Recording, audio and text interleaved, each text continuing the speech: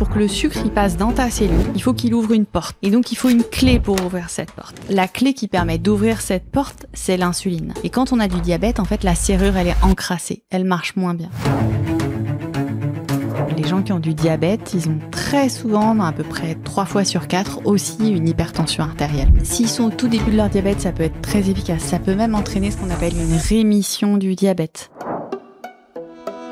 Même si ton pancréas il est un peu fatigué, il a du mal à fabriquer beaucoup d'insuline, le fait de perdre du poids, ça va faire que ton corps il en a moins besoin. Le fait d'encourager tout le temps, ça a toujours un super effet. Et moi je suis toujours contente d'eux, je suis toujours fière d'eux. Mais aujourd'hui les hormones elles ont mauvaise presse de manière générale. Alors qu'au contraire les hormones elles sont extraordinaires. Si on est là aujourd'hui c'est grâce à nos hormones. La thyroïde, glande ultra à la fois connue mais ultra mal connue. Une fois que c'est traité, il n'y a pas d'impact sur le poids. Et c'est pas que la maladie de la thyroïde qui peut expliquer qu'on ait du mal à perdre du poids. Là, on a ouvert quand même un grand sujet assez polémique. Mais aussi parce qu'on a probablement des femmes assez connues qui ont osé en parler. Le premier symptôme, c'est les bouffées de chaleur. Alors les bouffées de chaleur, c'est les hormones. Et ça, il y a des femmes qui le disent, qui le décrivent. Pourquoi c'est infernal. La nuit, elles sont trempées. C'est pas faire injure à l'être humain que de se dire qu'il y a peut-être quelques limites de connaissances. Peut-être que l'intelligence artificielle arrivera à nous remplacer un peu mieux. Quels sont les signes d'un déséquilibre hormonal ? Alors en fait, il y a tellement d'hormones, il y a des centaines d'hormones dans notre corps, donc tout ça, les hormones sont elles-mêmes en équilibre. Et dès qu'il y en a une qui fonctionne trop, qui est en excès, ou au contraire qui fonctionne pas bien ou qui manque, eh ben on va avoir un déséquilibre. Et les hormones, elles vont pouvoir toucher tous les organes, du cerveau aux pieds, des articulations, des muscles, des règles, du ventre, de la joie, des urines, des selles. Et donc on peut avoir des déséquilibres. Alors, je vais te donner un premier exemple de ce que c'est qu'une hormone. Une hormone, c'est un messager, en fait, qui va passer dans le sang. Donc, c'est pour ça qu'on dit que le système hormonal, c'est un espèce d'énorme réseau social avec plein d'interactions les unes aux autres. Une hormone très simple dont tout le monde a entendu parler, c'est l'hormone de croissance. Donc, l'hormone de croissance, elle est fabriquée là, dans le cerveau. Et donc, elle va être fabriquée beaucoup, en particulier quand on est petit, mais même déjà dès le stade de l'embryon et du fœtus. Pourquoi ? Elle va aller agir sur tous nos organes pour les faire grandir. Et donc, c'est facile, si vous avez une hormone de croissance qui ne fonctionne pas bien, qui est en quantité insuffisante, et du coup, on ne peut pas grandir, on reste petit. Donc, c'est vraiment un exemple très facile à comprendre pour voir quel va être le rôle d'une toute petite molécule qu'on ne peut pas voir à l'œil nu, mais qui peut avoir un impact tellement important sur le corps. Donc en fait, se dire qu'on peut avoir un déséquilibre hormonal, ce que tu m'as expliqué, c'est que ça n'a pas de sens si on ne parle pas d'une hormone précise. Oui, parfois les gens ils viennent me voir, ils me disent « Ah docteur, je viens vous voir parce que je suis fatiguée et je pense que j'ai un déséquilibre hormonal ». En fait, effectivement, c'est toujours un peu difficile à dire. Il faut aller un peu plus loin dans les symptômes. Est-ce que c'est des problèmes de suer ? Est-ce que c'est des problèmes de transit ? Est-ce que c'est des problèmes de fatigue, de mauvais sommeil ? Est-ce que c'est des problèmes de règles ? Est-ce que c'est des problèmes de libido ? Et donc, à partir de tout ça, on va faire l'enquête. On va essayer de voir, au milieu de tous les symptômes qu'on peut avoir, est-ce qu'il y en a certains qui, effectivement, peuvent être en rapport avec une maladie des hormones ? Et c'est là qu'après, l'endocrinologue va faire tous ces tests. Donc, en fait, le fonctionnement du corps, il repose sur les hormones. C'est assez bête ce que je vais dire, mais on ne peut pas vivre sans hormones. Ça fait intégralement partie du fonctionnement normal de notre corps. Exactement. Donc, si on n'a pas d'hormones, on n'est pas bien, on est fatigué, notre organisme ne peut pas fonctionner. Alors, il y en a certaines qui sont encore plus importantes que d'autres. Pour reprendre l'hormone de croissance, si vous n'en avez pas assez, vous allez être petit, mais on peut quand même vivre. Mais il y a une hormone notamment, mais on en reparlera je pense un peu plus tard, qui est indispensable à la vie. Si on l'a pas, on meurt. Et cette hormone, pourtant, elle a mauvaise presse, elle s'appelle l'insuline. C'est l'hormone qui régule notre taux de sucre, en fait, qui permet à nos cellules d'utiliser le sucre pour fonctionner. Et celle-là, elle est indispensable. Bon, celle-là, on rentrera en détail un petit peu plus loin. Je te propose de te présenter, pour qu'on sache un petit peu qui tu es et ce que tu fais. Alors bonjour, je suis le docteur Emmanuelle Lecornet-Sokol et je suis endocrinologue. Donc endocrinologue, c'est une spécialité médicale, comme il y a des cardiologues pour le cœur, des dermatologues pour la peau. Il y a des endocrinologues pour les maladies des hormones et du diabète et de la nutrition aussi. Et par ailleurs, je suis aussi la présidente de la FENAREDIAM, qui est la Fédération nationale des endocrinologues libéraux. Ok. Donc ça fait un domaine, ce que je te disais un peu avant, qui est très très large, parce qu'on a dit que les hormones, c'était donc le moyen de communication entre les différents organes à l'intérieur du corps. Donc en fait, ça peut toucher plein de secteurs différents, et vous avez des activités où vous touchez à beaucoup de fonctions du corps. Exactement. Alors pour résumer, les hormones, elles sont fabriquées soit par des organes qui sont spécialisés, soit dans certains organes, il y a des cellules qui vont fabriquer des hormones. Alors pour être simple, on va pas faire tout un catalogue, mais on va essayer juste de fixer les grandes glandes connues. Donc il y a l'hypophyse qui est à la base du cerveau, qui va commander les principales glandes. Il y a la thyroïde qui est à la base du cou. Il y a les surrénales qui sont 2 petites glandes situées au-dessus des reins. Et donc, il y a les ovaires ou les testicules. Ça, c'est les principales glandes qui vont fabriquer, dont le rôle va être quasiment uniquement de fabriquer des hormones. Et puis, on a des organes qui sont mixtes. Vous avez par exemple le pancréas. Le pancréas, ça fabrique à la fois de la bile pour la digestion et des hormones, l'insuline, le glucagon. Et puis, vous avez même des organes où, en fait, on est toujours un peu étonné de savoir qu'on fabrique des hormones. Le muscle. Le muscle, non, c'est pas forcément pas... Non, mais la graisse, par contre, fabrique des hormones. Okay. L'intestin fabrique des hormones. Et puis, le cerveau. Au sein du cerveau, on a aussi ce qu'on appelle des neurohormones. Alors, c'est la limite hormone-neurotransmetteur. Je vous rappelle, une hormone, ça circule dans le sang. Et donc, on a aussi des hormones dans le cerveau qui vont agir sur nos comportements et notre humeur. Très intéressant ce que tu viens de dire, parce que souvent, les gens considèrent que la graisse est assez inerte et qu'en fait, il n'y a pas tellement d'action sur le corps quand on en a en excès, ou peut-être même de problèmes quand on n'en a pas assez. Toi, tu viens de nous dire l'inverse. Ah non, mais la graisse, en fait, c'est un organe extraordinaire. On a pensé que c'était inerte jusqu'à la fin des années 80. Et puis, début des années 90, en fait, on a découvert une hormone incroyable qui s'appelle la leptine. Maintenant, tout le monde en a un peu entendu parler. Et en fait, la découverte, c'est une histoire un peu dingue. En fait, dans les laboratoires, ils utilisaient un modèle de souris obèses, qu'on appelait des souris OB-OB. Et en fait, un jour, on a découvert que ces souris, elles avaient une mutation du gène de la leptine. Elles n'étaient pas capables de fabriquer de la leptine. Et donc, ce jour-là, les gros titres ont sorti. Ça y est, on a trouvé le gène de l'obésité. Alors en fait, c'était pas tout à fait ça, parce que en fait, on pensait que tous les gens qui avaient des problèmes d'excès de poids, c'était parce qu'ils manquaient de leptine. En fait, c'était pas vraiment ça, mais en tout cas, ça nous a permis d'ouvrir un champ autour de la graisse. Et en fait, on se rend compte que la graisse, le tissu adipeux, il y a énormément d'hormones qui vont agir avec le cerveau, avec le foie, avec les muscles, avec le pancréas. Et en fait, cette graisse, elle est très très active, contrairement à ce qu'on pense. On rentre un peu là-dedans, dans un sujet un peu nutrition, graisse, avec l'insuline, le glucagon, le pancréas. Tu nous parles un petit peu de ça ? Ouais. Alors en fait, pareil, tout ça, c'est un grand réseau. Donc on a le pancréas qui est probablement le plus central, parce que c'est lui qui va fabriquer l'insuline et le glucagon. Donc l'insuline, c'est une hormone qui permet de faire baisser le taux de sucre, et le glucagon qui permet de le faire monter. Et en fait, il y a en permanence un dialogue en fait entre ces hormones pour maintenir le taux de sucre.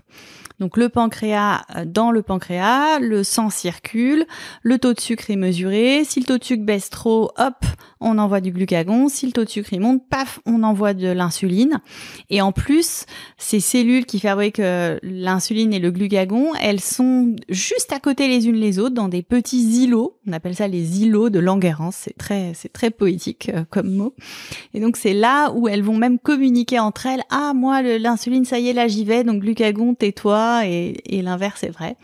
Donc ça permet comme ça d'avoir vraiment quelque chose de super fin qu'on n'arrive pas à régler d'ailleurs chez les gens qui ont du diabète. On sait à quel point c'est compliqué de reproduire ça. Et puis autour de ça, en fait, on a plein d'autres organes. On a le foie qui va stocker du sucre et en produire quand on ne mange pas. Il y a le muscle qui, lui, va utiliser le sucre en permanence, et en particulier quand on fait de l'activité physique ou juste après en avoir fait.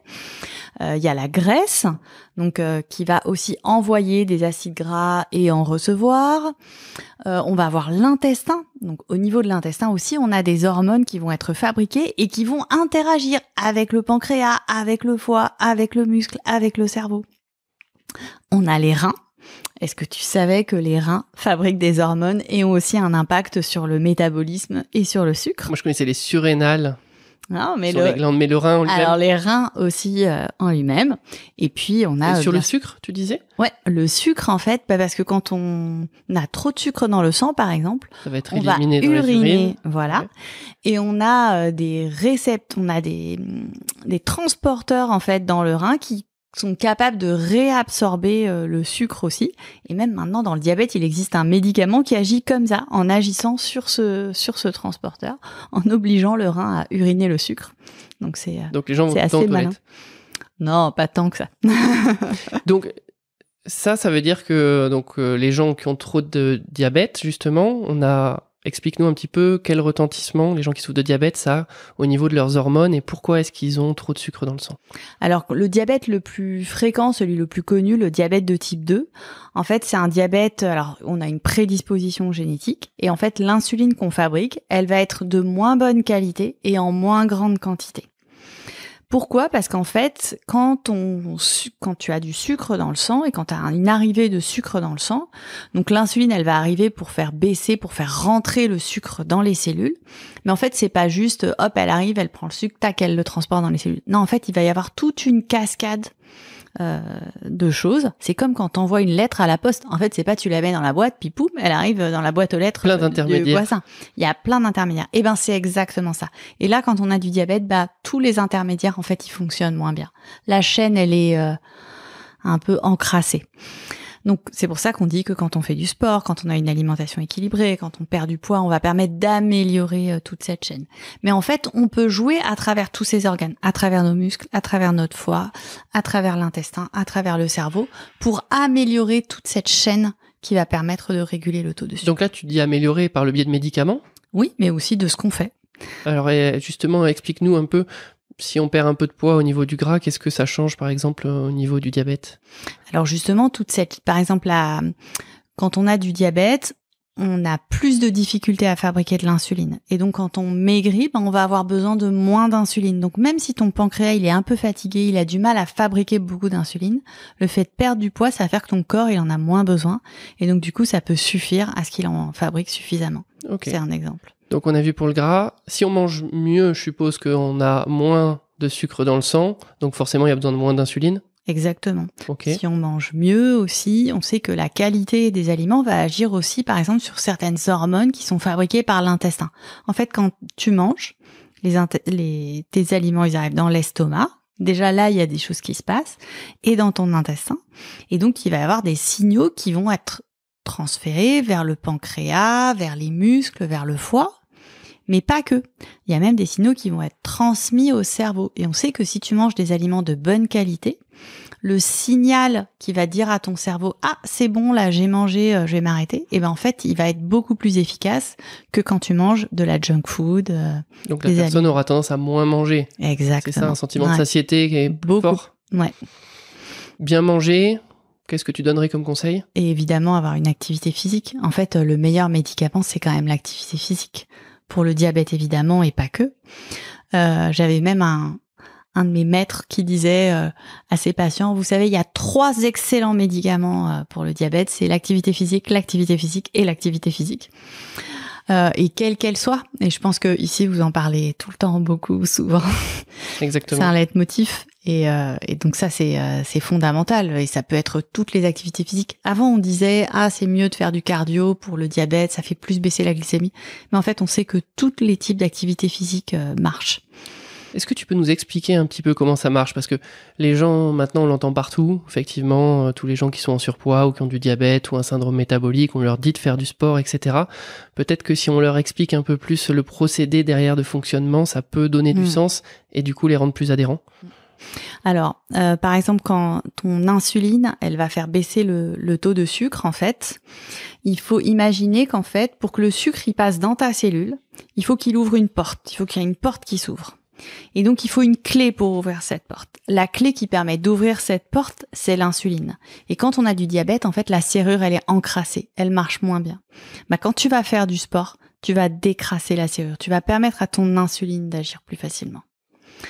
Deuxièmement, au niveau de tes graisses aussi, donc on a parlé tout à l'heure d'une hormone qui s'appelle la leptine, il y en a une autre qui s'appelle l'adiponectine, qui elle aussi va être une facilitatrice de l'action de l'insuline, qui va être une facilitatrice de la stabilisation de ton taux de sucre dans le sang.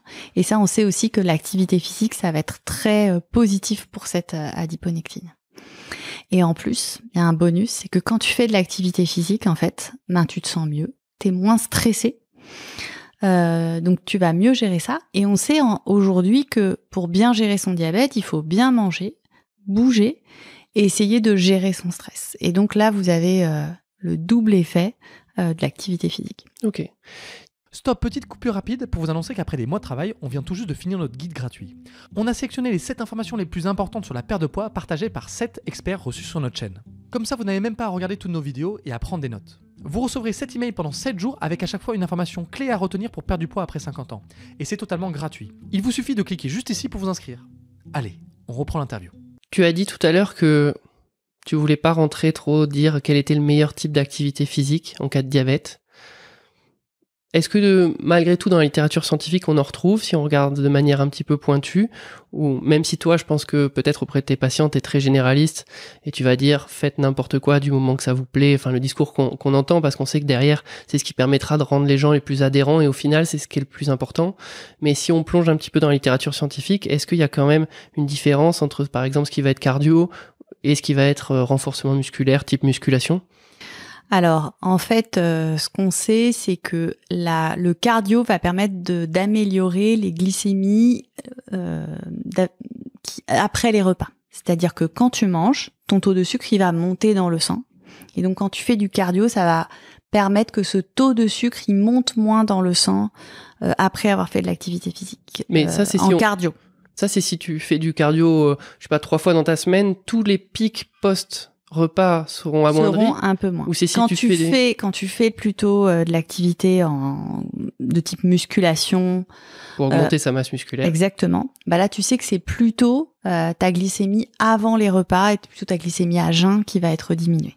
Ok. Donc ça, c'est une chose. Du coup, les recommandations, en fait, aujourd'hui, il y a des recommandations de l'OMS qui sont de marcher, ou en tout cas d'avoir une activité de marche rapide ou vélo ou cardio. Donc l'activité cardio dont on parlait. Voilà. Au moins 150 minutes par semaine, c'est-à-dire 2h30, et idéalement jusqu'à 300 minutes par semaine, donc 5 heures par semaine. Donc ça fait pratiquement marcher 30 minutes à 1 heure par jour.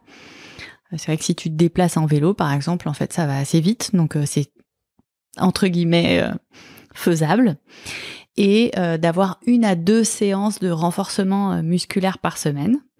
Alors, séances, ils sont pas très précis dans l'OMS, mais globalement, on considère entre 30 et 60 minutes. Donc, voilà, au moins 30 minutes et idéalement 60 minutes 2 fois par semaine. Qu'est-ce que tu en penses déjà d'une manière générale de ces recommandations ? Je sais pas si tu en penses quelque chose. Et ensuite, les patients que tu reçois, quelle efficacité ça a ? Est-ce que tu as des patients que tu reçois qui ont un début de diabète et qui se mettent à faire du sport, à moins manger, à perdre du poids, etc. Quelle efficacité, toi, ça se traduit quand tu reçois ces gens-là ? Alors, qu'est-ce que j'en pense ? En fait, c'est comme quand on essaye de rééquilibrer son alimentation. En fait, ça dépend d'où on part. Si on est quelqu'un si tu prends ta voiture tous les jours, que tu fais même pas 10 minutes de marche par jour, que tu détestes faire du sport, c'est sûr que si j'annonce ça d'emblée, je sais que je vais à l'échec et que le patient... Vers la personne. Voilà. Et le but, on est là pour aider les gens et pour les accompagner, pas pour leur donner des leçons de morale. C'est pas comme ça qu'on fait avancer les choses. Donc vraiment la première, et d'ailleurs c'est ce qu'ils disent dans ces recommandations. Ils disent voilà ce vers quoi on doit tendre. Donc voilà, ça c'est notre idéal. Mais après, c'est adapté à chaque personne, donc ça dépend. Si la personne, elle part de rien, on va déjà dire, voilà, qu'est-ce que vous pouvez faire 1 ou 2 fois par semaine, le week-end, aller marcher 1 quart d'heure, voilà. Est-ce que vous avez l'intention d'acheter un chien ? Ça peut être des choses vraiment parfois, ou d'adopter un chien. Il faut vraiment essayer de réfléchir à comment l'ancrer dans son quotidien. Exactement, parce que, et je vais après continuer de répondre, mais en fait, ce qui marche le mieux sur le plan pratique, c'est de faire ce qu'on aime et ce qui va être le plus facile pour soi. Bien sûr. Donc ça, c'est vraiment important. Après, effectivement, le fait d'arriver à faire adhérer son patient, en fait, c'est vraiment la relation médecin-malade. Et ça, c'est mon travail de docteur, de connaître mon patient et d'arriver à lui faire dire qu'est-ce que lui, il voudrait faire. Qu'est-ce qu'il se sent capable de faire, sur quoi il va pouvoir se reposer pour avancer. Parce que quelqu'un qui me dit je déteste faire du sport, pour moi c'est l'horreur, je vais pas lui dire d'aller s'inscrire à une salle de sport à côté. Il va s'inscrire et il va jamais y aller. Par contre, si c'est quelqu'un qui dit moi j'étais partie en vacances et puis avec une amie on avait essayé un cours de pilates et j'ai adoré, mais je vais lui dire allez-y, inscrivez-vous au pilates, essayez. Voilà. Après, parfois, ça peut être l'argent aussi qui peut être un enjeu. Ça peut être le temps. Et donc, l'idée aussi, c'est de voir quels sont les freins de la personne. Est-ce qu'elle a peur de se montrer en public ? Le nombre de patients qui me disent « Moi, je veux pas aller à la piscine parce que me mettre en maillot de bain, c'est compliqué. » Est-ce que c'est parce que la personne, elle a des douleurs ? Et ça, des fois, en fait, je commence par ça. Par dire, en fait, vous faites pas de sport parce que vous avez telle tendinite. Et ok. Donc, la première chose qu'on va faire, c'est qu'on va aller s'occuper de votre tendinite. Et des fois, je passe 10 minutes, un quart d'heure à parler que de la tendinite, à voir quel médecin, quel est le problème, qu'est-ce qu'il faut faire comme... Alors, moi, c'est pas après mon travail, mais en tout cas, je renvoie vers les spécialistes, le plus possible kiné. les obstacles. Exactement. Je suis là pour répondre aux problèmes. Ton patient et l'activité physique. Et puis en grattant comme ça un peu, en allant un peu plus loin, petit à petit on gagne. Et puis des fois, alors tu m'as dit est-ce que les gens ils sont motivés ? Alors en général quand on découvre un diabète, les gens ils sont super motivés parce qu'ils viennent voir la diabétologue. Ça fait toujours un peu peur. Hein. Je vais ressortir avec. Non, c'est pas. On se dit pas chouette, super. Je vais voir la diabétologue. Donc ils sont pas forcément hyper réjouis. Et moi je les comprends. En plus en général on est associé à. Je vais avoir des piqûres d'insuline ou je vais me faire engueuler si vous me passez l'expression par le médecin. Mais souvent c'est vraiment l'image que l'endocrinologue peut avoir. Donc au contraire, moi je suis leur allié, je suis leur partenaire. Je veux vraiment qu'on crée ensemble. Une équipe pour pouvoir affronter la maladie. Donc des fois, il y en a qui sont super motivés. Ils vont tout faire tout seuls, mais parfois ils vont aller tellement dans l'excès que soit ils vont se faire mal, soit ils vont pas pouvoir tenir au long cours, parce que quand pendant 20 ans t'as pas fait grand chose, puis tout d'un coup pendant 1 mois, 2 mois, 3 mois, tu t'y mets à fond, ça peut être difficile. Soit à un moment ils vont en avoir marre, soit il va y avoir le temps. Bref, il peut y avoir aussi un événement qui font que on s'épuise. Et moi, mon travail, c'est de les encourager et de voir qu'est-ce qu'ils peuvent tenir au long cours. Et moi, alors, je suis toujours contente d'eux, je suis toujours fière d'eux. Parce que même des fois, quand ils reviennent en me disant « Docteur, j'ai tenu 1 mois, mais au bout d'1 mois, j'ai craqué, j'en peux plus, j'en ai marre. » Vous avez déjà tenu pendant 1 mois. Qu'est-ce que vous avez mis en place pendant ce mois ? Et en plus, vous êtes revenu me voir, mais c'est vraiment super. Ça, c'est vraiment quelque chose moi que j'ai vu quand j'étais jeune diplômé avec des patients, et des fois on est idéaliste, etc. On aimerait que tout se passe bien, et en fait un peu plus avec l'expérience, on se rend compte que le fait d'encourager tout le temps, ça a toujours un super effet. Toujours. Et qu'il faut vraiment aller dans cette voie-là. Faut surtout pas culpabiliser la personne. Non. C'est vraiment ce qui est le plus important. Et du coup, si t'as des gens qui se mettent au sport, qui font attention à ce qu'ils mangent, etc., quelle efficacité ça a sur leur diabète ? Alors, s'ils sont au tout début de leur diabète, ça peut être très efficace. Ça peut même entraîner ce qu'on appelle une rémission du diabète. Alors souvent, on dit une fois qu'on a un diabète, on l'a pour toute la vie, on peut pas revenir en arrière. Mais en fait, si on est au tout début de la maladie, qu'on a peu de traitement ou pas de traitement, en modifiant les choses, on peut arriver à, entre guillemets, revenir un peu en arrière, ou en tout cas stopper l'évolution des choses. Parce que en fait, le problème du diabète, c'est que c'est une maladie qui évolue dans le temps. Donc quand on dit qu'on est en rémission, c'est-à-dire qu'on peut pendant un certain temps ne plus avoir besoin par exemple de médicaments, avoir ces taux de sucre qui sont revenus à la normale, mais au bout de quelques années, les choses peuvent remonter aussi. Parfois ça peut arriver. Ok. Il y a une autre hormone, je sais pas si tu vas me dire, qui fait un peu penser à tout ce contexte-là de syndrome métabolique et qui est lié à l'hypertension artérielle, c'est l'aldostérone. Ouais. Alors. C'est le moment, on en parle maintenant ? C'est parti. Donc, au-dessus des reins, on a des glandes qui s'appellent les surrénales, qui fabriquent plein d'hormones. Alors elles sont toutes petites, elles ont une forme de chapeau. C'est rigolo, en fait, elles ont la même forme que le symbole des Jeux Olympiques. Si vous voyez le petit bonhomme là des Jeux Olympiques, c'est vraiment, il a une forme de surrénal. On est très fiers, nous les endocrinologues, d'avoir notre symbole. C'est les blagues d'endocrinologues. Voilà, je ne suis pas sûre qu'ils l'ont fait pour ça, mais ça nous a beaucoup fait rire en tout cas. Et donc ces glandes, elles fabriquent notamment une hormone qui s'appelle l'aldostérone. Alors juste pour la petite histoire, elle est fabriquée à partir du cholestérol en fait. Dans les surrénales, le cholestérol il va être transformé et ça va donner de l'aldostérone. Donc on a tous du cholestérol. Petite parenthèse. Exactement. Et il est important. Donc cette aldostérone, elle va agir sur les vaisseaux en les rendant plus ou moins gros. Voilà. Soit en les resserrant, soit en resserrant le diamètre, soit en les dilatant, exactement. Et elle va agir de manière concomitante avec justement un autre organe qui est important dans la tension artérielle, les reins. Et c'est d'ailleurs pour ça que les surrénales sont juste au-dessus des reins. Donc cette aldostérone, elle va permettre notamment de réguler la tension artérielle. Et donc quand on a de l'hypertension, il y a même certains médicaments qu'on prend qui en fait agissent sur l'aldostérone pour donc la réguler et permettre aussi de réguler la tension. T'as beaucoup de patients qui viennent te voir avec des problèmes d'hypertension artérielle ? Beaucoup, parce qu'en fait, les gens qui ont du diabète, ils ont très souvent, à peu près 3 fois sur 4, aussi une hypertension artérielle. C'est le fameux syndrome métabolique, qui associe diabète ou excès de sucre, surpoids, excès de cholestérol ou de triglycérides et augmentation de la tension artérielle. Alors, ce syndrome métabolique, il y a plein d'explications. Il y a très souvent une prédisposition génétique, c'est-à-dire que souvent on retrouve dans sa famille ses parents, frères, sœurs, les grands-parents qui avaient aussi ça. Donc, il y a une propension à prendre du poids beaucoup plus facilement. L'une des hypothèses, qui est peut-être un peu ancienne, mais je trouve qu'elle donne quand même une bonne explication, c'est que si on a survécu aujourd'hui, c'est qu'aussi qu'on a été capable de résister à la famine et au manque.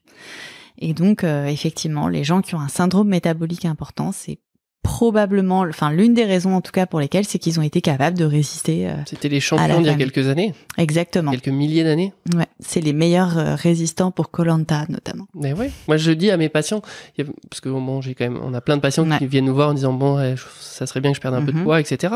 C'est vrai qu'en fait leur expliquer que ils se battent un peu contre le fonctionnement de leur corps, parce que leur corps ne veut que transmettre son code génétique à la génération suivante. Et donc pour ça, il y a 2 choses importantes, se reproduire et survivre. Et s'il veut survivre, il faut faire des stocks de graisse, parce qu'il vit toujours notre corps dans un environnement où il pense que la famine est possible. Même si nous, ici, c'est plus le cas, lui, il pense toujours que ça peut arriver un jour. Ouais, complètement d'accord avec toi. Et donc voilà, ça aussi, ça permet de déculpabiliser les gens. Parce que parfois aussi, il y en a qui disent « Ah, mais j'essaye de perdre du poids, j'ai rééquilibré mon alimentation, j'ai mis en place de l'activité physique, je fais tout, et pourtant mon poids ne bouge pas. » D'ailleurs, des fois, les gens me disent « Je pense que j'ai un problème hormonal parce que je n'arrive pas à perdre du poids. » Alors oui, ils ont effectivement un problème hormonal.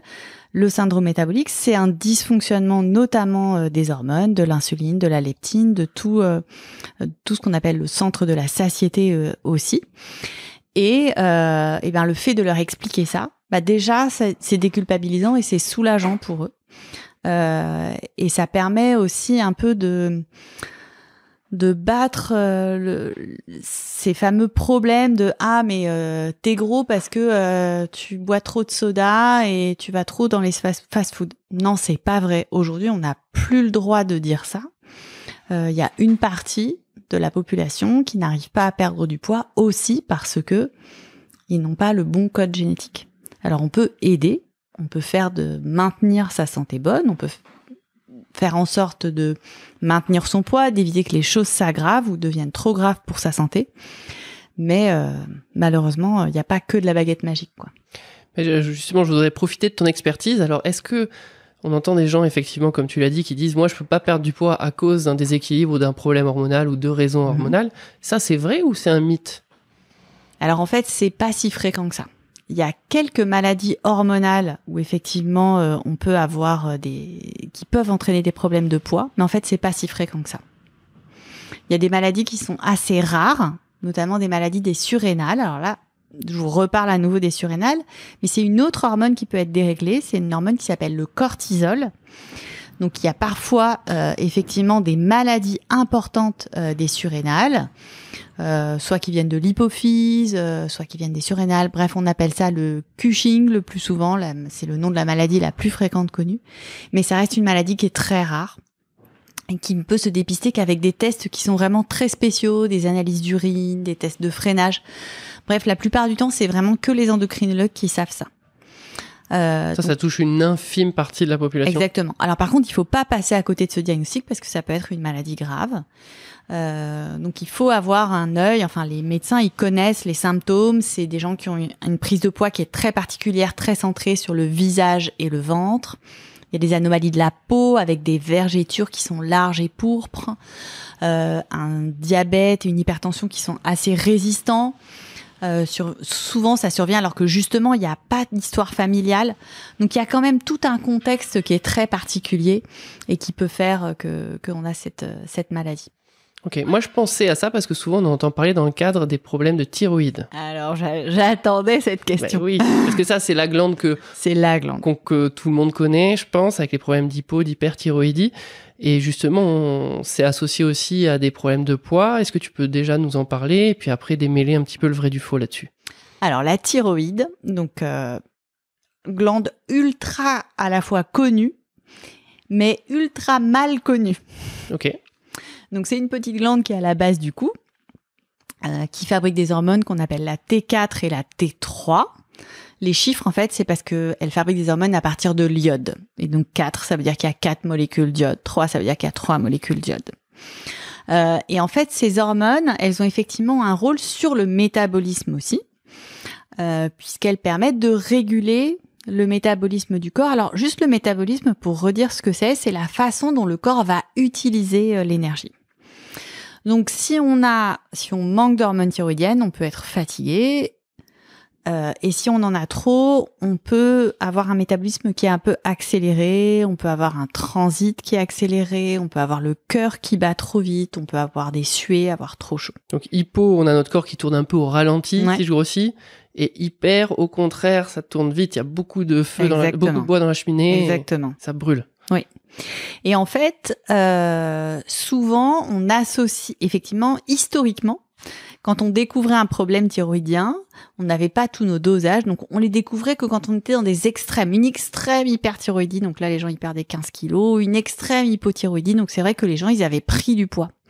Mais aujourd'hui, en fait, avec les diagnostics et la médecine qu'on a, on les dépiste beaucoup plus tôt. Et en fait, on peut effectivement avoir une prise de poids au moment où on découvre une hypothyroïdie, donc une insuffisance de fonctionnement de thyroïde. Mais après, avec le traitement qu'on donne, le métabolisme, il revient normal. Et donc, si on continue d'avoir des problèmes de poids, ça veut dire qu'en fait, ça ne vient pas de la thyroïde. Donc, il faut bien remettre les choses dans l'ordre. Donc, une hypo ou une hyperthyroïdie traitée. Une fois que c'est traité, une fois que c'est régulé, il n'y a pas d'impact sur le poids. Et ça, je pense que c'est important de le dire. Parce que sinon, on reste sur l'idée que comme on a une maladie de la thyroïde, on peut pas changer son poids. Donc, on se retrouve un peu coincé. Ou alors, voilà. Mais en général, c'est qu'il y a autre chose. Et c'est pas que la maladie de la thyroïde qui peut expliquer qu'on ait du mal à perdre du poids, par exemple. Les problèmes d'hypo et d'hyperthyroïdie, ça touche beaucoup de monde? Énorme. 3 millions de personnes en France qui sont traitées pour une insuffisance de fonctionnement de la thyroïde. Plutôt une hypo, non? Alors voilà, donc hypothyroïdie. Donc c'est des médicaments qui sont à base de lévothyroxine. Donc il y en a plusieurs aujourd'hui qui sont utilisés. Alors c'est souvent assez... c'est pour ça que je dis mal connu. Exactement.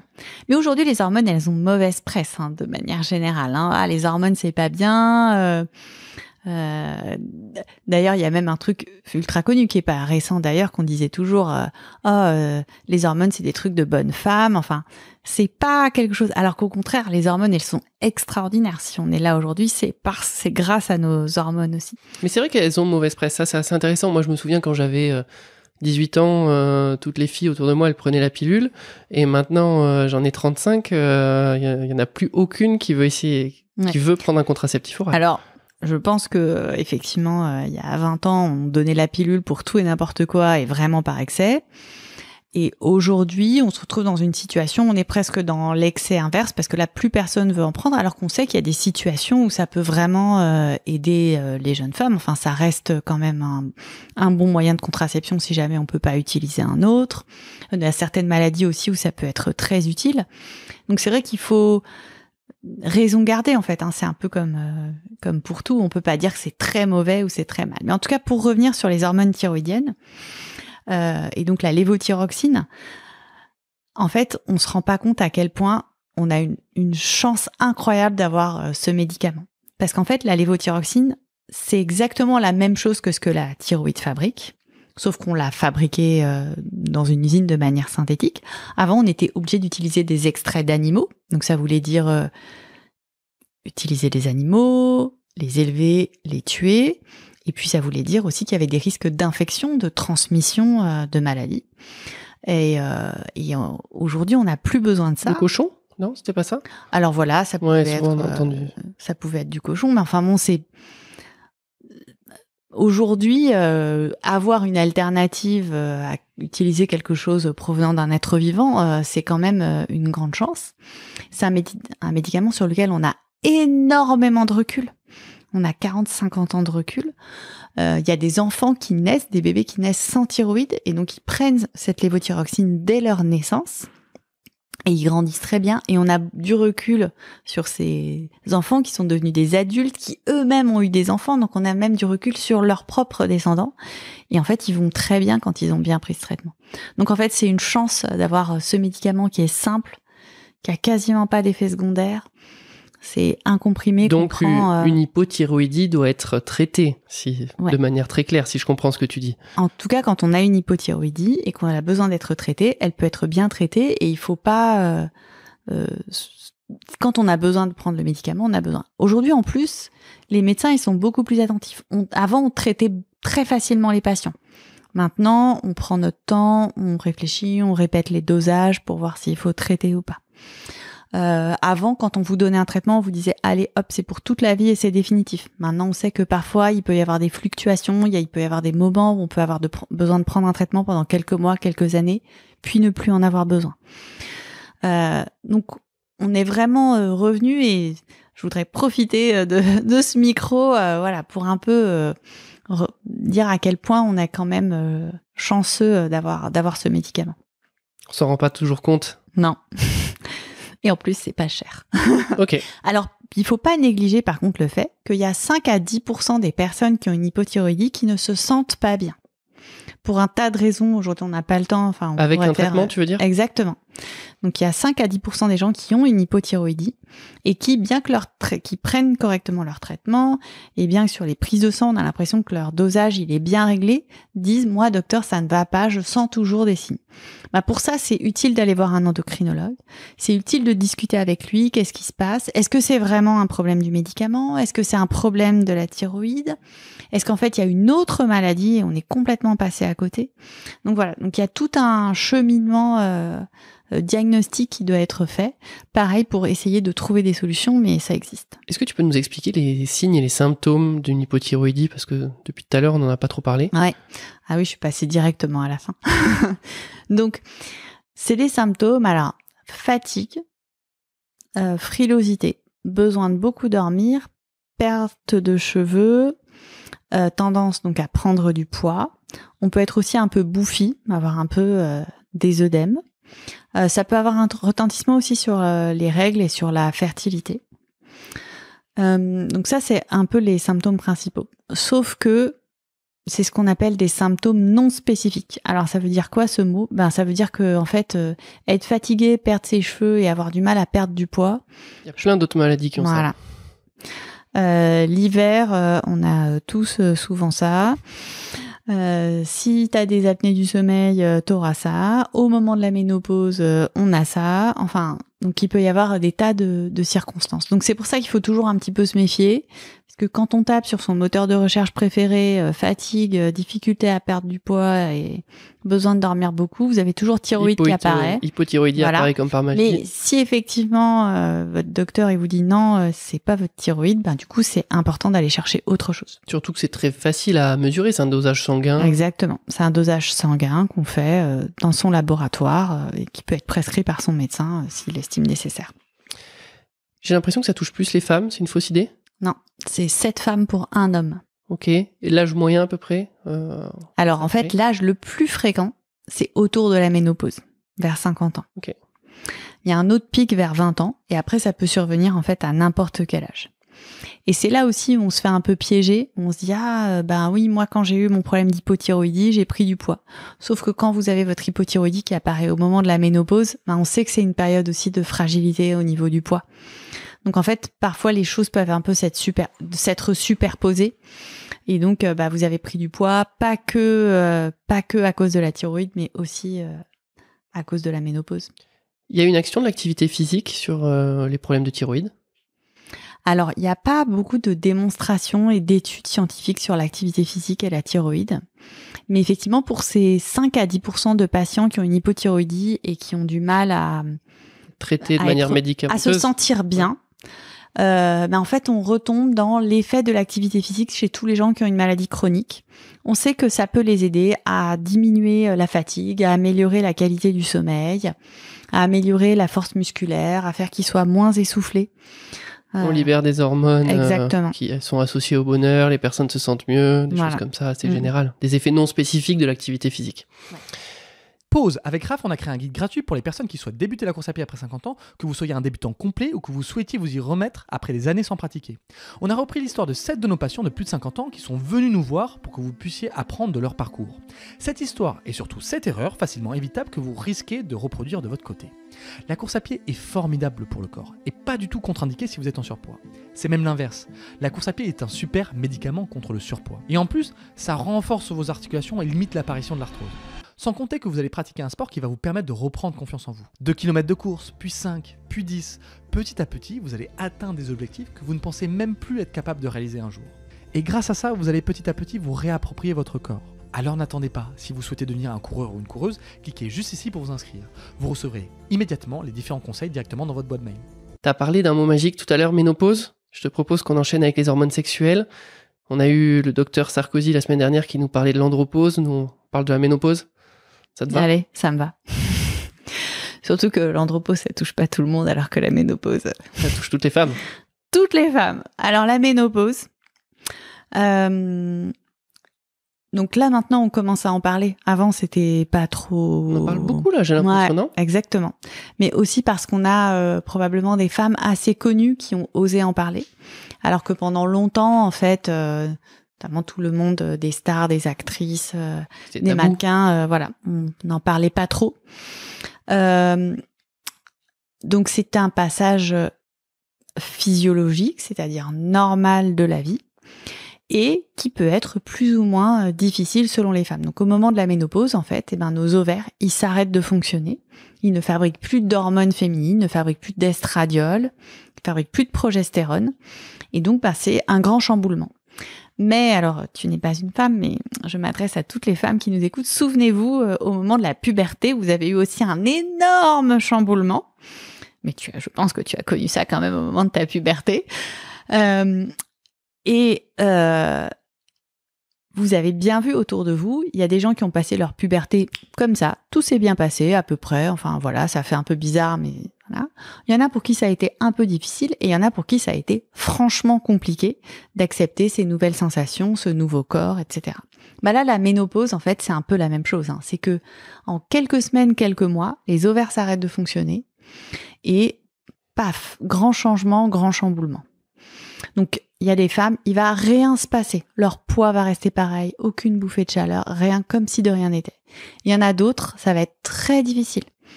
De la fatigue, des bouffées de chaleur, un sommeil de très mauvaise qualité, une peau sèche, des problèmes urinaires, une sécheresse de partout, des muqueuses vaginales, de la bouche, des yeux, de la peau. Bouffées de chaleur. Des bouffées de chaleur. Et donc, et en fait, c'est un spectre. Il y a certaines femmes qui vont rien avoir, d'autres où ça va être très difficile. Des idées dépressives aussi, hein, ça peut être un moment où on a de la dépression. Et donc, selon les femmes, il y en a qui vont avoir plus ou moins de difficultés. Donc, l'idée, nous, les soignants, c'est d'être là pour accompagner les femmes là où elles en ont besoin. Le premier symptôme, c'est les bouffées de chaleur. Alors, les bouffées de chaleur, c'est les hormones. C'est quoi les bouffées de chaleur de la ménopause? En fait, nos ovaires, ils ne fabriquent plus d'estrogène. Or, dans notre cerveau, on a cette petite glande qui s'appelle l'hypophyse, dont le rôle est d'aller justement commander les ovaires. Et s'il y a plus d'estrogène, l'hypophyse, elle va aller envoyer des messagers en disant aux ovaires, mais qu'est-ce qui se passe? Va fabriquer tes estrogènes, qu'est-ce que tu fais? Comme il répond pas, il en envoie de plus en plus. De plus en plus. Et il y a un moment, il y en a tellement que ça envoie ces bouffées de chaleur. Donc, c'est-à-dire cette sensation de chaleur qui monte. Et alors, en plus, quand la température du corps, elle augmente, de manière physiologique, en fait, on essaye de la faire baisser. Comment? En transpirant. Donc, on a chaud, tac, on transpire. Et du coup, on n'est pas très bien. Et ça arrive surtout la nuit, parce que l'hypophyse, c'est surtout la nuit qu'elle va agir.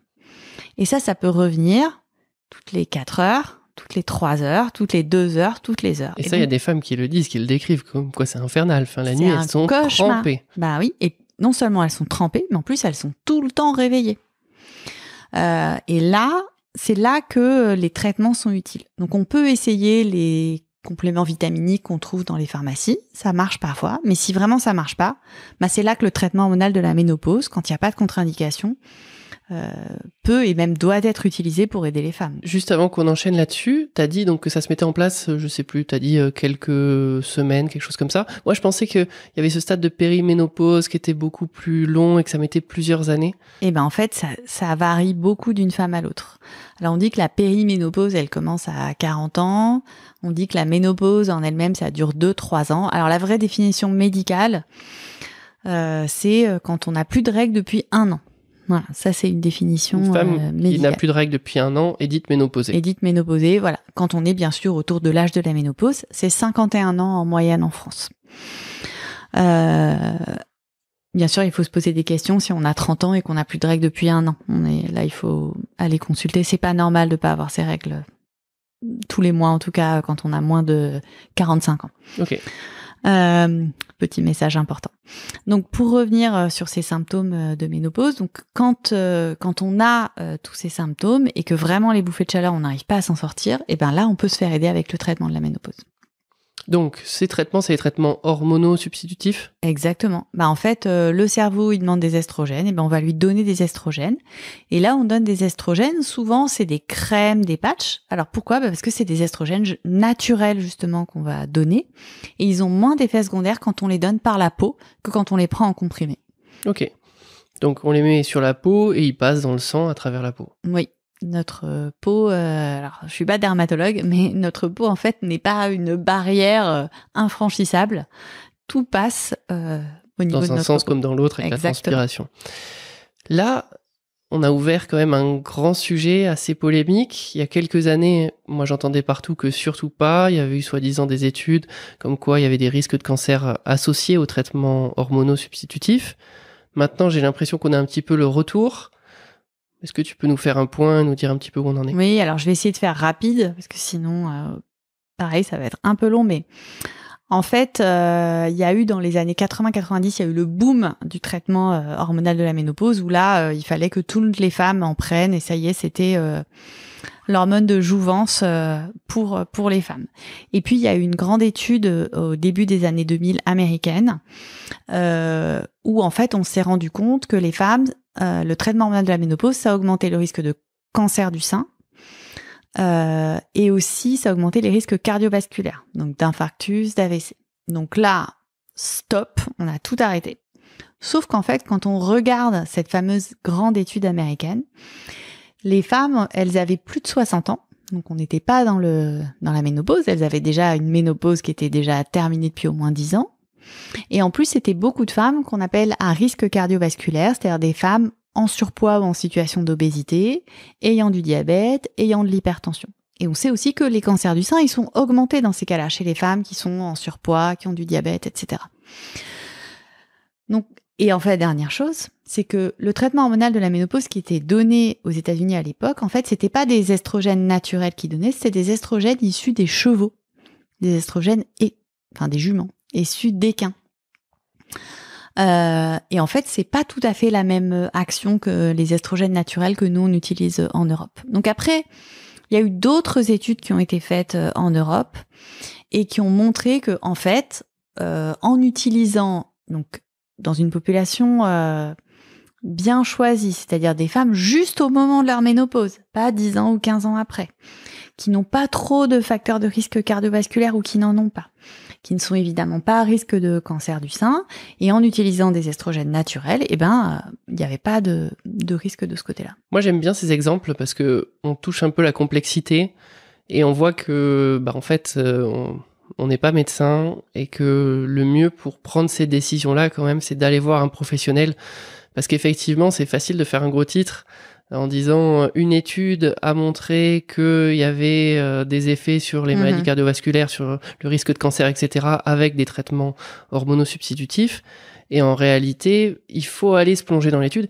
Et ça, personne ne le fait. C'est-à-dire que, grosso modo, monsieur et madame, tout le monde qui se balade sur Google ne va pas le faire.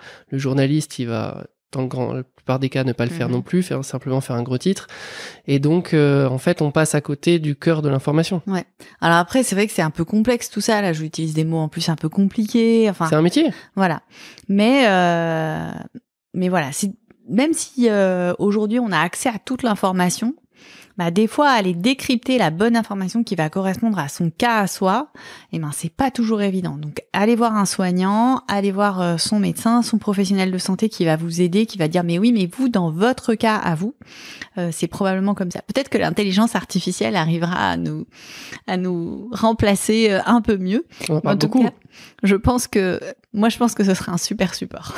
Ok, c'est pas un avis partagé par tout le monde. Je sais, mais moi je pense que ça va permettre d'introduire une personne dans le dialogue. C'est une pourquoi tu penses ça? Parce qu'il y a beaucoup de paramètres et tu penses que du coup, Exactement. il faut une puissance de calcul suffisante pour pouvoir prendre en compte tous ces paramètres et que l'être humain a peut-être justement des difficultés quand il y a trop de paramètres?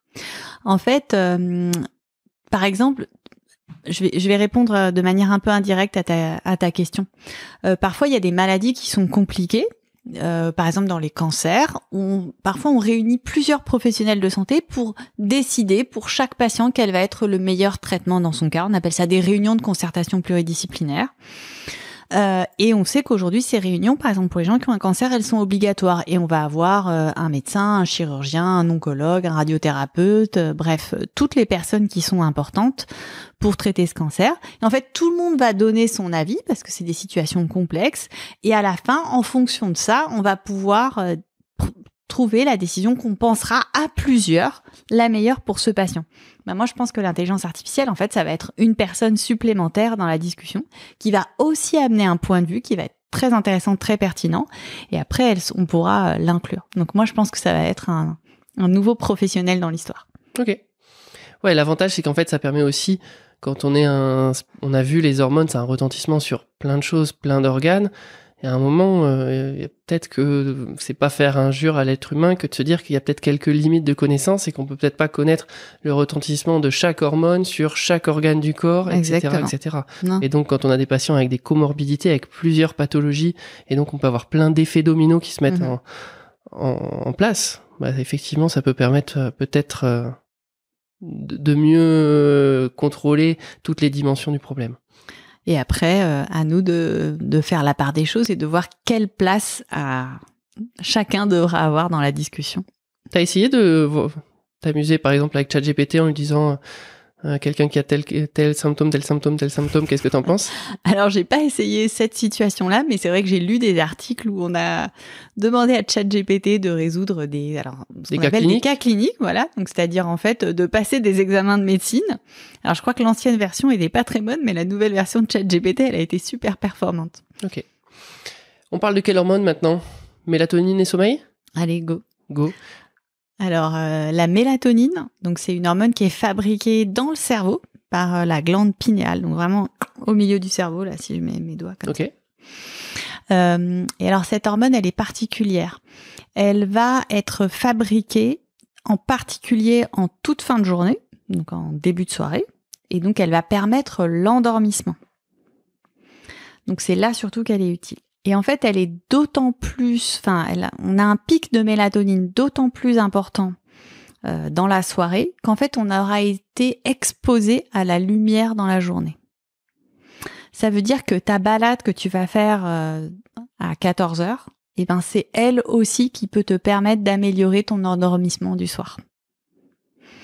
Donc ça, je trouve que c'est un message qui est assez intéressant à passer, de dire que cette hormone, en fait, elle est faite pour venir une fois qu'on a reçu suffisamment de lumière dans la journée. Et je parle de lumière naturelle, hein, pas de lumière. Parce que le problème que tu soulèves là-dedans, c'est qu'on passe beaucoup trop de temps enfermé et justement pas à l'extérieur, pas exposé à la lumière du soleil. Ouais.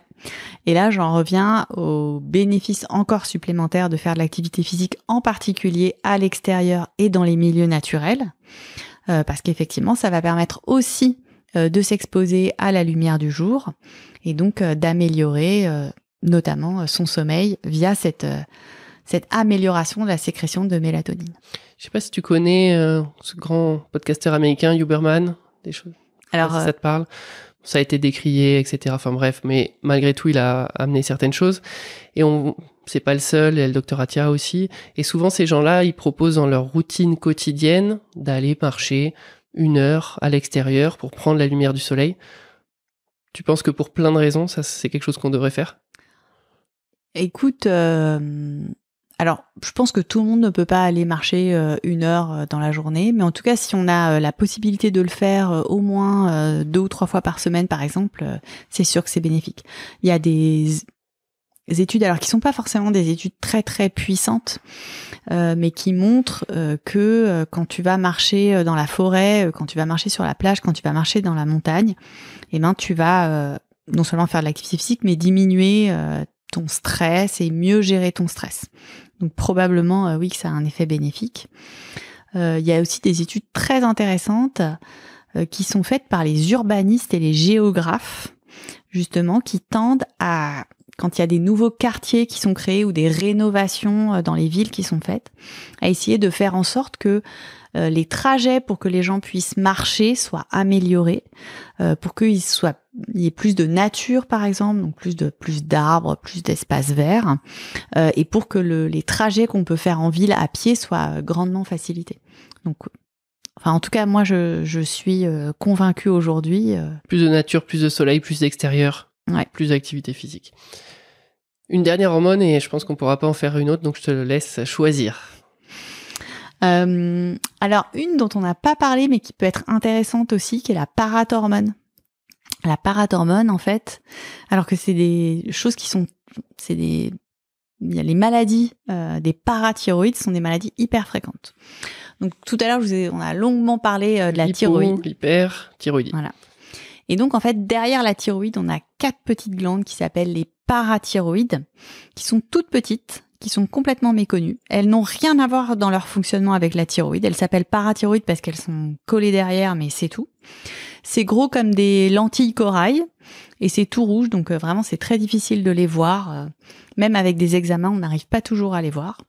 Mais en fait, il y a très souvent des dysfonctionnements, en particulier chez les femmes entre 50 et 70 ans. Il peut y avoir l'une d'entre elles qui grossit et qui se met à trop fonctionner. On appelle ça une hyperparathyroïdie et ça peut donner un excès de calcium dans le sang. Et cet excès de calcium dans le sang, il peut entraîner des conséquences. Alors soit parce qu'effectivement ce taux de calcium dans le sang, quand il est trop haut, c'est pas bon pour le cœur.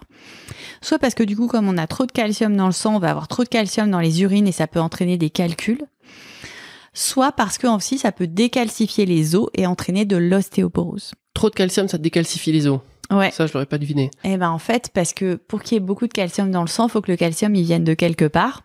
Il peut venir de ce qu'on mange, mais il peut venir aussi des os. Et en fait, voilà, la parathormone, son rôle, c'est de maintenir le taux de calcium dans le sang. Si tu as trop de parathormone, ton calcium, il va être aspiré de tes os. Ok. Donc ça, c'est aussi des maladies. Donc l'hyperparathyroïdie primaire, désolé pour le mot un peu compliqué et long, mais c'est tellement fréquent. Moi, vraiment, c'est mon quotidien. Tous les endocrinologues, ils voient tous les jours des personnes pour des hyperparathyroïdies. Donc, tu as dit que c'était quoi les signes à peu près pour les gens qui nous regardent? Donc, c'est un excès de calcium dans le sang, un excès de parathormone dans le sang. Et donc, ça peut se manifester avec de l'ostéoporose ou des calculs dans les reins. Donc en fait, le patient, il ressent pas véritablement les signes. C'est à la suite d'examens que peut-être la piste de la... Ouais, mais il y a parfois des gens qui sont fatigués aussi par cette hyperparathyroïdie. Donc parfois sur des bilans de fatigue, on découvre aussi des hyperparathyroïdies. Et c'est pas très compliqué à traiter parce qu'en fait, donc on a ces 4 petites glandes. Souvent, il y en a qu'une seule qui est malade. On arrive à la repérer en faisant des échographies, des scintigraphies. Et on l'opère, on l'enlève et on est guéri. C'est marrant parce que moi j'avais un a priori un peu négatif, je vais être honnête, sur le fait que au niveau hormones, il y avait des problèmes et qu'on tâtonnait un peu, on avait du mal à régler le problème avec des médicaments. Et toi, tu as cité quand même plein d'exemples où tu t'as dit, finalement, ça se prend bien en charge. Ouais, mais la médecine moderne, il y a plein de choses qu'elle sait pas faire, mais en tout cas, on peut essayer d'aider et d'apporter des choses. Les hormones principales, en fait, on sait... pour beaucoup les substituer, donc les remplacer. Tout à l'heure, on a parlé du cortisol. Il y a des gens, par exemple, qui ne fabriquent plus de cortisol et on leur donne de la cortisone naturelle, de l'hydrocortisone, qui est indispensable aussi. Il y a des gens qui a une hormone. Genre juste une dernière. Je sais que c'était la dernière tout à l'heure. Mais moi, j'ai du temps, c'est toi. Juste une. Il y en a une qui s'appelle l'hormone antidiurétique ou la vasopressine. Alors, c'est une hormone aussi qui est fabriquée dans l'hypophyse et qui va nous permettre de retenir l'eau. Et donc, si on manque de cette hormone, on se met à beaucoup uriner. C'est très dangereux. On peut complètement se déshydrater. Et donc, pareil, cette hormone, elle existe en comprimé. Pour compenser les gens qui malheureusement n'ont pas cette hormone. Il y a plein d'hormones de synthèse quand même qui arrivent à pallier la plupart des pathologies. Voilà. Donc on ne sait pas les guérir, mais on sait les remplacer. Et puis il y a des améliorations, il y a beaucoup de recherches qui sont faites justement pour que ces hormones de synthèse, elles soient le plus adaptées à la physiologie, qu'elles soient le plus précises possible, parce que c'est ça qui est difficile en fait avec les hormones, c'est que les quantités sont toutes petites en fait, sont vraiment infimes. On parle de picomol, on parle de nanomol, donc c'est vraiment des quantités qui sont très très très petites. Et donc, il faut arriver à trouver avec nos médicaments de substitution la dose exacte qui va être donnée au bon moment. Donc, il y a quand même souvent un peu un aller-retour avec tes patients où tu essaies une dose, t'adaptes, faut le revoir, tu refais des examens, etc. C'est très précis. Il faut accepter que c'est pas d'un coup un traitement qui va être parfait. Et puis, ça peut arriver que des fois, on a un traitement qui est bien, puis à un moment, les choses changent et voilà. Et on faut l'adapter. Exactement. Je te propose qu'on finisse avec 2 questions qu'on pose à tous nos invités. Toi, si tu devais donner qu'un seul conseil à tous tes patients de plus de 50 ans pour être en meilleure santé, ce serait lequel ? Bouger. Bouger. Faire du sport. Alors, en fait, je suis obligée d'en donner qu'un seul. Non, c'est dur. On t'autorise. 2, 3, t'en veux combien ? Alors, en fait, je pense qu'il faut bouger et il faut bien s'entourer. Parce qu'en fait, dans les choses qui font qu'on vit bien, il y a aussi le fait d'être entouré des personnes qu'on aime, d'avoir des relations sociales avec ses amis, avec sa famille, son compagnon, sa compagne, ses enfants. Et donc le fait de ne pas être seul, en tout cas volontairement, d'avoir des activités sociales, ça c'est aussi fondamental. L'une des raisons pour lesquelles on existe, je vous ai parlé très vite tout à l'heure des neurohormones, et il y a une hormone qui est extraordinaire qui s'appelle l'ocytocine, qui est l'hormone de l'empathie, qui est l'hormone que les femmes fabriquent au moment de l'accouchement et qu'elles fabriquent aussi au moment de l'allaitement. C'est l'hormone de l'attachement, on l'appelle, et en fait on sait aussi qu'on la fabrique quand on est avec les gens qu'on aime, quand on rit avec eux, quand on serre dans ses bras quelqu'un qu'on aime, et c'est ça aussi qui fait probablement qu'on a survécu aujourd'hui en société, c'est grâce à cette ocytocine. Donc savoir bien s'entourer des gens qu'on aime, et puis en plus si on va se balader sur la plage, c'est parfait.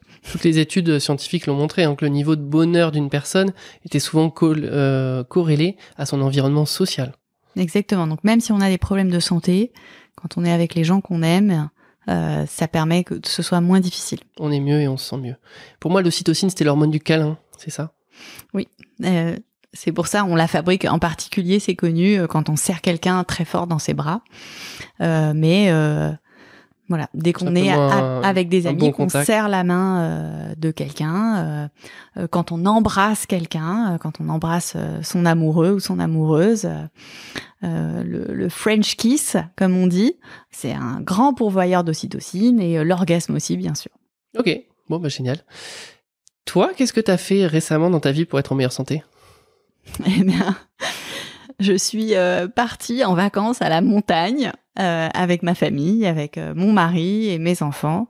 Et c'est vrai qu'on a vécu un grand moment donc les ensemble. gens que tu apprécies, de l'ocytocine et l'extérieur dont on a parlé plusieurs fois avec de l'activité physique. Exactement. Et ça, c'est le plus important, de se créer des souvenirs avec les gens qu'on aime en prenant... voilà. Ouais, puis on sait maintenant en fait que c'est un retentissement direct sur le corps. Quand même, avec des libérations d'hormones, c'est plus juste on va bien se sentir et puis ça va aller mieux et on sera dans un meilleur contexte et donc les problèmes seront un peu secondaires. Non, on sait que ça se traduit biologiquement. Exactement. C'est-à-dire qu'on parle beaucoup de la méditation, de l'hypnose et tout ça, c'est probablement des choses aussi qui sont importantes, qui aident à se sentir bien et à mieux gérer son stress. Mais il faut pas oublier aussi le fondamental d'être avec son entourage, avec sa famille et ses amis. Et ça aussi, c'est probablement aussi important de méditer. D'ailleurs, si on regarde dans toutes les cultures, il y a toujours ce côté d'être associé, de faire des choses ensemble. Dans toutes les cultures, il y a toujours des traditions de danser, de manger ensemble, d'avoir des rituels comme ça. Et ça, c'est aussi des choses qui probablement nous permettent... C'est assez plus facile. Ça dépend de chaque personne, mais c'est vrai que pour certaines personnes, pour moi par exemple, méditer, etc., c'est des choses un peu compliquées. Alors que passer du bon temps avec des gens qu'on aime, etc., c'est plus facile, c'est plus pragmatique, c'est plus pragmatique. Je trouve que c'est plus facile à mettre en place. Et après, on peut citer d'autres activités, participer à avoir une activité en milieu associatif aussi, avoir l'impression se rendre utile. C'est utile, rire, écouter des choses qui font rire et ne pas tout le temps écouter les mauvaises nouvelles à la télévision. Je dis que c'est très important de connaître les informations du monde, mais avoir l'occasion aussi d'avoir des choses où on va rire, parce que pareil, si on est avec les autres mais qu'on fait que se plaindre et se disputer, c'est pas forcément très favorable. Donc il faut aussi savoir s'entourer des bonnes personnes, on va passer des bons moments, on va se sentir bien. Les activités artistiques, la musique, on sait à quel point il y a la puissance de la musique sur le cerveau et sur notre bien-être. Là, pareil. Tu joues d'un instrument ? Alors, moi, je joue un peu de piano, oui. Voilà, et j'encourage mes enfants aussi. Essayer d'avoir une activité artistique. Et quand je suis stressée, je sais que j'écoute de la musique assez facilement et que ça a un effet très apaisant, je trouve. Ok. Bon, je crois qu'on pourrait continuer. Il y a plein d'hormones dont on avait prévu de parler aujourd'hui qu'on n'a pas abordé. Peut-être qu'on fera une deuxième vidéo, si t'es d'accord pour revenir. On t'accueille avec plaisir. Et ben écoute, merci beaucoup pour aujourd'hui et à très vite. À bientôt. Merci encore de l'invitation. Avec plaisir. Cliquez ici pour visionner notre guide complet sur comment perdre du poids durablement après 50 ans. On a passé des mois et des mois à lire des articles scientifiques à ce sujet pour vous proposer cette vidéo exceptionnelle. Regardez-la et faites-nous un retour franc dessus. À tout de suite dans cette vidéo.